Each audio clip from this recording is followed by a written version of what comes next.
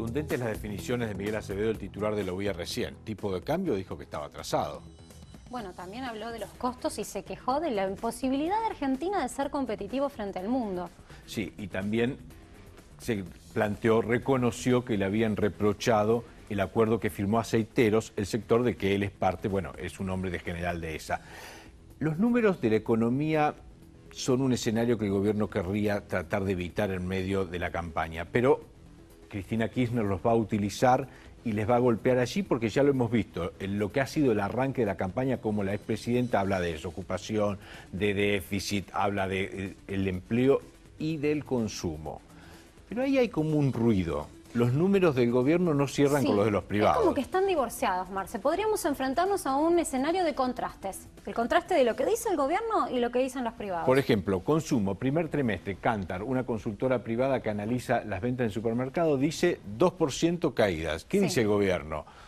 0,1% arriba primer trimestre. Analizan que los números de las cuentas nacionales. Ellos dicen no se puede mirar solamente lo que venden los supermercados, hay que tener una mirada más amplia. ¿Qué Contáselo significa? eso a los comerciantes, Marce, que están quejándose, por ejemplo, lo que pasó en el Día del Padre. Se conoció justo esta semana el relevamiento, 3,5% abajo las ventas del Día del Padre con respecto al mismo día del año pasado, que ya venía rezagado, porque el año pasado la base de comparativa es muy baja, había caído un 7%. Los supermercados dicen que en los primeros meses de este año las ventas cayeron hasta el 8%. En mayo, un poco menos, 5%. Siguen cayendo, pero menos.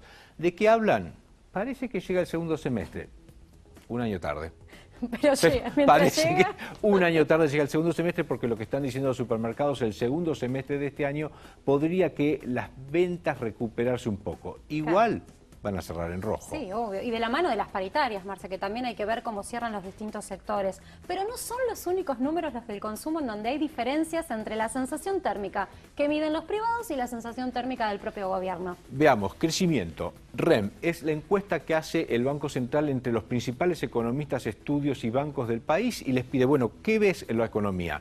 El promedio de crecimiento que están viendo los privados es del 2,6% para el año 2017. En cambio, el gobierno tiene una visión mucho más optimista. 3,5% de crecimiento y realmente se han parado en el presupuesto y han dicho vamos a cumplir específicamente con el 3,5% proyectado. Y dicho sea de paso, el relevamiento de los privados está muy cerca de lo que decía el Fondo Monetario Internacional, que hablaba de un 2,3% de crecimiento para este año, pero el gobierno insiste en este 3,5%. ¿Y por qué es importante si es 2,6 o 3,5? Porque el crecimiento, la diferencia tendría que estar dada por el consumo, por aquello que vos, yo, nosotros sentimos en el bolsillo. O sea, ese dinero que podamos tener más, que active un poco la economía. Hoy el crecimiento, dicen el gobierno, está justificado por las exportaciones y por las inversiones. Inversiones que no llegan a generar más empleo. Sí, digamos que están hablando siempre de los sectores que ya reactivaron, como la construcción, el sector del campo, que sigue invirtiendo porque ya le viene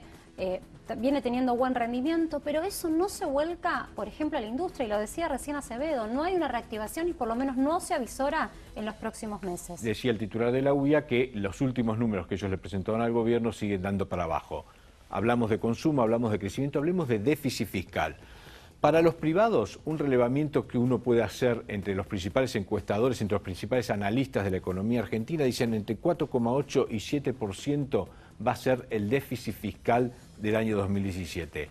El gobierno insiste en su optimismo de otro número. El 4,2%, que claro, está un poquito, si vamos a a hilar finos, un poquito justificado, porque desde lo técnico muchos dicen, claro, che, pero no incorpores en tus ingresos lo que tuviste por el blanqueo de capitales, porque eso fue extraordinario y además tenía un fin justificado y direccionado por ley, que era el pago de la reparación histórica para los jubilados. Con ese empuje de esos ingresos extraordinarios podría llegar el déficit al 4,2% proyectado por el gobierno. Eso es un número importante para vos, para mí, para nosotros. Parece tan lejos déficit fiscal, ¿no? Pero sin embargo, ¿cómo se financia el déficit fiscal? Con deuda. Y sabemos que los argentinos, ¿qué nos pasa con la deuda? Alguna vez lo dijo Domingo Cavallo, somos como alcohólicos rehabilitados.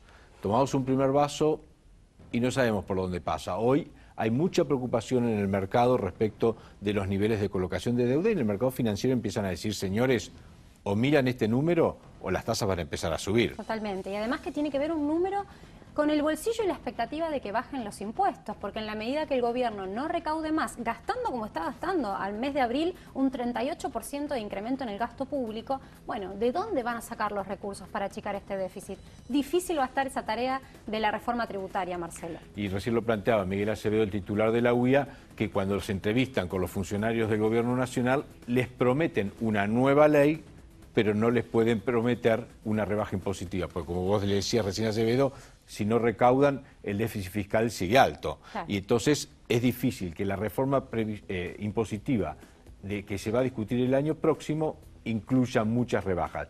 ¿Y por dónde va a pasar la rebaja del déficit? Yo te doy un datito para que lo vayas teniendo en cuenta en la billetera. Recorte de más subsidios. Ya hay previstos subas en el gas y la luz para el año próximo. Lo que se viene, y después de las elecciones de octubre, te lo garantizo, si querés te lo firmo hoy, subas de tarifas. Un altísimo funcionario del Ministerio de Hacienda me decía, serán pausadas, pero serán constantes. ¿Cuál viene? Transporte. Colectivos y trenes será la primera para tratar de cumplir con ese número. Qué pésima noticia para terminar este feriado, Marcelo. Empecemos a guardar la plata de las paritarias cuando nos lleguen. Cuando lleguen. Hasta acá llegamos con la letra chica. Nos vemos el martes próximo. A la hora de siempre, 22:30 por metro. Chao. Chao.